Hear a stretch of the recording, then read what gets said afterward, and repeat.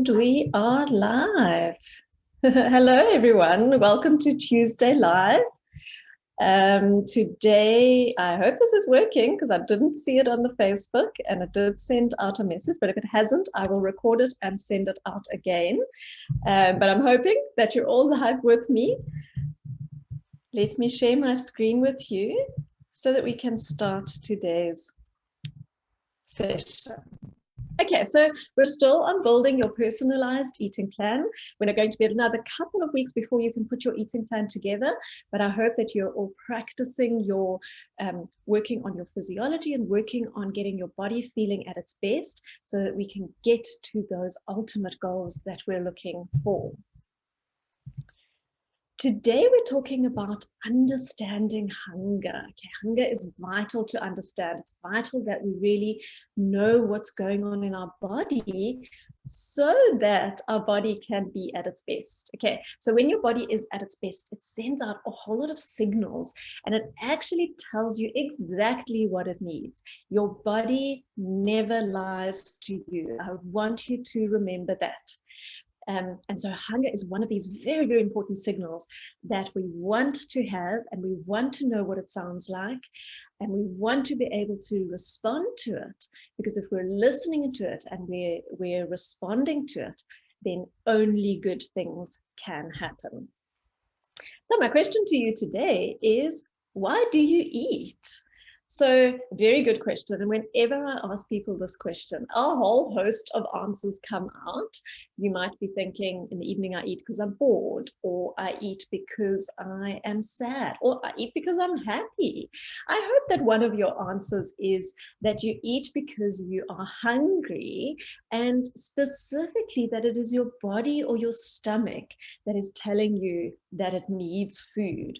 So this is generally seen as an emptiness or a hollowness in that stomach area, or it is seen or felt as a decrease in energy, the body as a whole. So there's like this energy drain that I sometimes feel, which is where I know, oh, my stomach didn't tell me, but now my body is going, hey, please put some food in. I need something.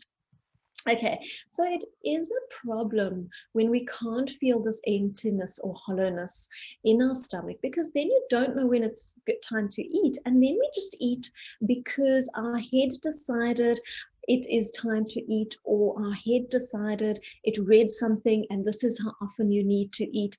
I know certain diets say you can only eat every 5 hours, but what if you get too hungry in between and then you want to overeat at that 5-hour time? So really your body will tell you exactly what you need, and that is very different from one person to the next. Or maybe not very different, but it's different. You can't say because this worked for this person, it's going to work for another person. And that's why I like it when you get to know your body and know what's happening, so that you know when it's time to eat. So why we often can't feel that emptiness or hollowness is because we're not focusing. The head and the stomach are not connected. Those neural pathways, that neurotransmission in the brain for those two areas is not connected. And because we're so busy focusing on everything else, we're not focusing on what's happening in our body. We just don't hear those. Often we're also, our senses are have distorted us. And so we see food, we smell food, and so we think about wanting to eat. Okay, so the head and our senses can easily confuse us as well.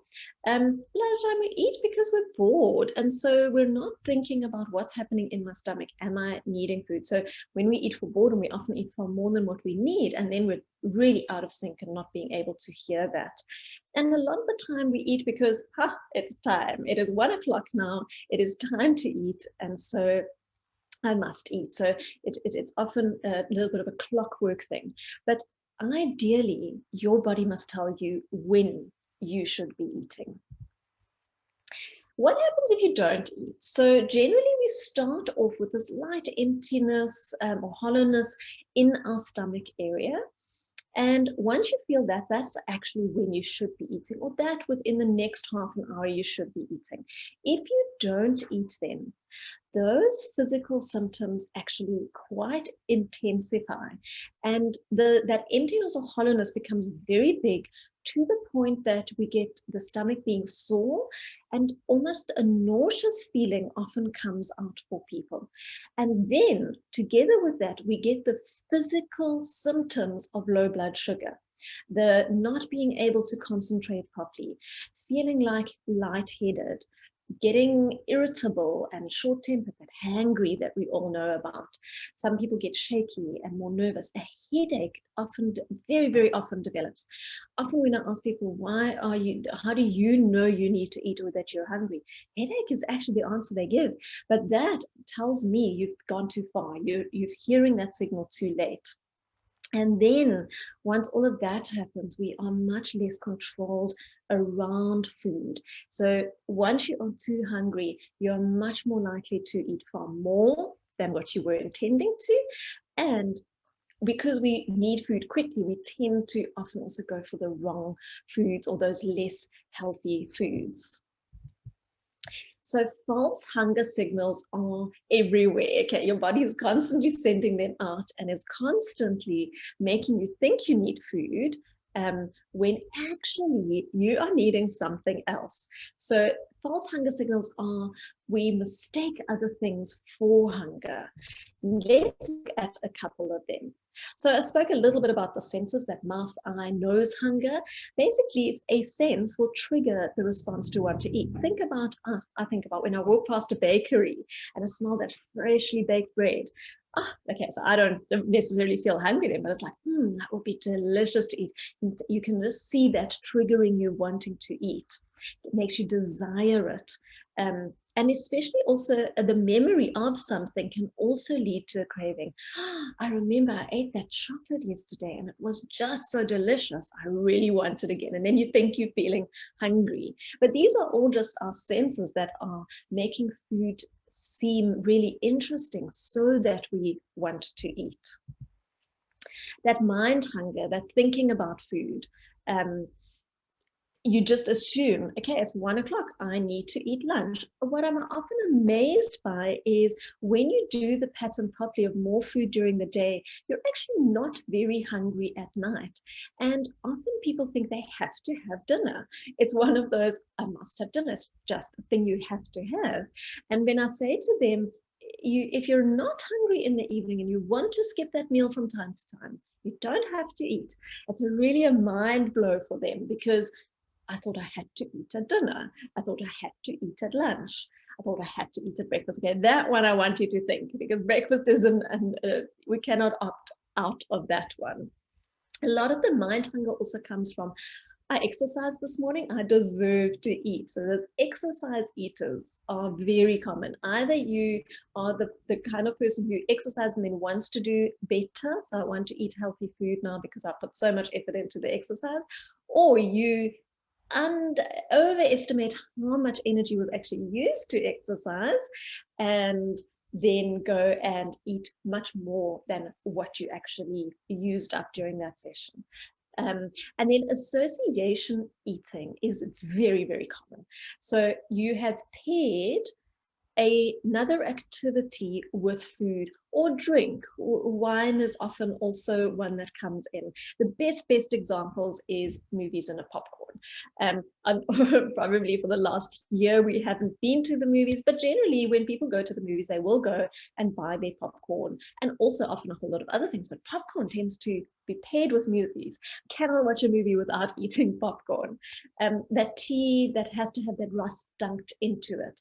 And now every time you drink a tea, you have to have a rusk with it. So you've paired things. They are actually things that can happen separately, and we don't need the food to enjoy the activity, but we have brought in the food, and now we are constantly pairing it to the point where we think they belong together and we cannot do them without. Emotional hunger is a very common one, and I'm sure a lot of you know about this, have it, struggle with it. It's that emptiness that you're feeling, that you're then wanting to fill with food. It's often an unmet emotion. It could be a spiritual need, emotional need. You're craving something. but it's not actually food, but we keep putting food in for these things to that extent that we don't know how else to fulfill that need anymore. The problem is that the food fulfills that, or it closes up that emptiness and fills up that emptiness for a very short time while you are eating, and then afterwards you just feel exactly the same thing again. It doesn't go away. So we have to learn to say, what is it really that I'm needing, and to try and find other things to put in instead of food. Filling a void with food. Relieving anxiety is a big one as well. That's the stress eaters. And again, we've got two groups. Get those people when they're stressed, they don't even think about food, can't even think about food and eat very little. And you get those that they're stressed, they've got to constantly nibble on something. It's almost like that chewing action is chewing your frustrations away and helping to manage that stressful time. So these are all the emotional reasons that we eat. And we need to learn to notice that we're doing this, and we need to learn to say, okay, this is an emotional hunger. I need to find another way on how to deal with it. A very common mistake is thirst. I'm sure you've all heard often a hunger signal comes out instead of a thirst signal if you're not drinking enough water. Okay, so if you're thirsty, the thirst signal will be normal. My signal comes out here and a very dry mouth. The very dry mouth is actually when you're extremely thirsty. But that often doesn't feature for people, and they don't have that thirst signal. The thirst signal seriously will come out when you start drinking enough. So if you have a thirst signal, that's a good sign that you're drinking enough water. And then because the body is desperate for fluid, it then sends out a hunger signal or a signal to make you eat. It's not a true hunger signal. So that you'll at least eat something where it can get some of the fluid from. So remember, if you're feeling like you're wanting to eat, and it's actually, I shouldn't actually be hungry, I don't think I am hungry, drink a glass of water and see if it relieves it. And another very, very common one is tiredness. When we are tired, our energy levels are low, then we tend to want to eat to gain energy. But that eating is only going to give you that short burst of energy, and then we're going to be back to tiredness. That doesn't take the tiredness away. And so the only thing that will sort out tiredness is a little nap or a good night's sleep. Same with the only thing that will sort out thirst is water. And your energy levels can be low because you're not sleeping enough. So that's a very common one. Also, if you're exercising a lot, remember, every extra hour of exercise you do, you need an hour of extra sleep. Our bodies need to rejuvenate when we've used them a lot. And if you're working extremely hard, your brain is very encapsulated in the work, your energy levels will deplete. And so these can lead to tiredness. I need to rest, not just I need to fill in with more energy. So what we're needing to do is we're needing to figure out, when is it real hunger and when is it not? When do we need to actually do something else instead? So here's a lovely little slide. It's just the menu of the hungers. So of course, your stomach hunger does need food. But if you have intellectual hunger, you may just need stimulation. If you have physical hunger, you may need movement. If you have a friendship hunger, you may just need companionship. Solitude hunger means you might need space. If you have spiritual hunger, you might need to find meaning in your life. If you have a creative hunger, you might need to do some inventions. So think about it. What is it that I really need? And is there something else that can bring this to me rather than food? Okay, so if we look at it in terms of hunger versus appetite, hunger is that physical drive to eat. I need to eat now. The body needs energy. You feel it in your body. Like we said, that emptiness or hollowness in the stomach or the drop in energy. And with hunger, it does go away after eating. So once you've eaten, you feel satisfied and you can move on. Appetite, on the other hand, is that mental drive to eat. I want to eat because I am wanting to fulfill something, or it can be a learned response. We feel it in our head, it's not in our bodies.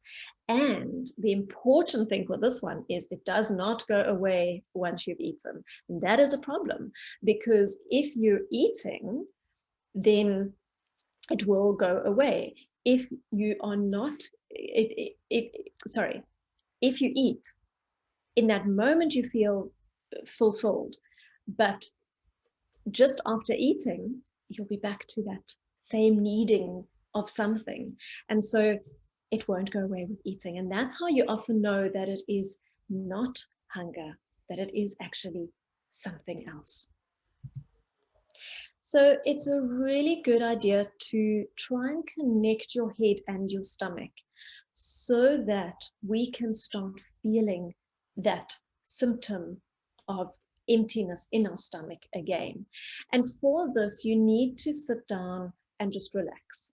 Okay, take a seat, relax, take a breath. Close your eyes and focus in on the stomach area. Now, I just want you to notice where the stomach is. So a lot of people think the stomach is a lot lower than it actually is. If you look at where your ribs are at the bottom, in between that area is where your stomach is located. And that is actually where you feel that emptiness or hollowness. Okay, so locate the correct spot and just focus on that spot. It sometimes really helps just to put your hand on that area just so that your brain knows where it's going. And then just sit for a couple of moments and describe what you're feeling. And I always say to my clients, if you're feeling nothing, that is still a description. There's nothing in here right now. And that's okay. Because in the beginning, if you don't have that connection, you won't be anything. You need to go in there and focus on it, even if the answer is nothing, just so that you can create the connection so that you can start feeling it. Okay, so it takes time, and please to be patient with yourself. And then if you can start noticing things, like if you do know what that emptiness and hollowness feels like, then you can start asking yourself, well, no, I don't feel that emptiness or hollowness, and I definitely know what it is. So this is not hunger.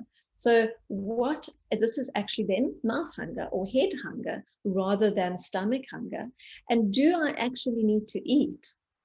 Or is there something else I can do that will give me that fullness that I am looking for?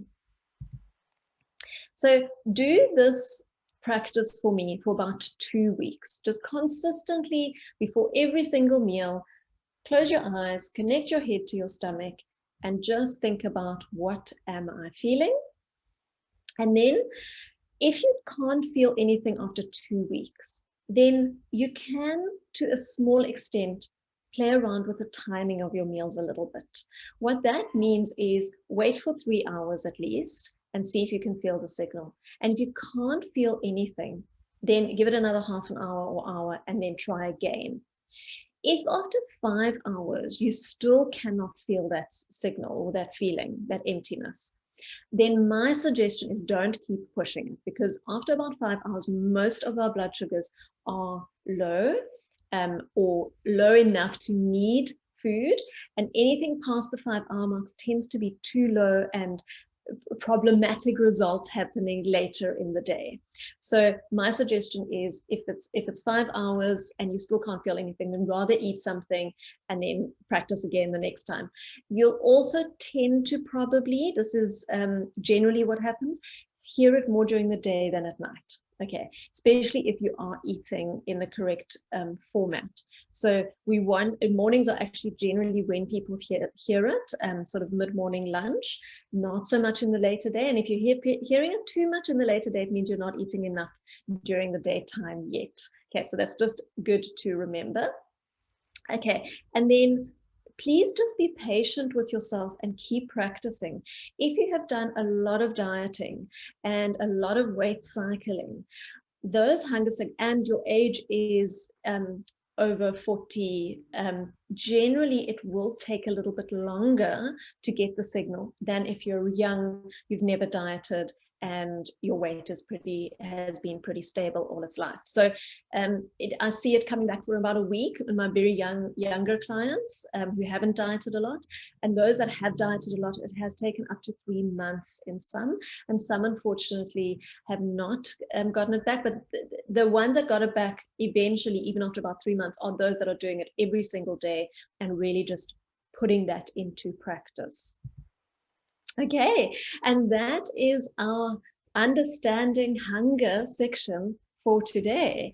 I hope you have found this interesting and educational, and I hope that you start listening to your hunger.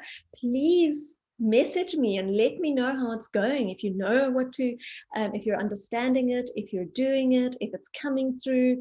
Once we can listen to our bodies, everything, the whole game changes and everything becomes so much easier. I hope you've enjoyed it. Chat to you next week.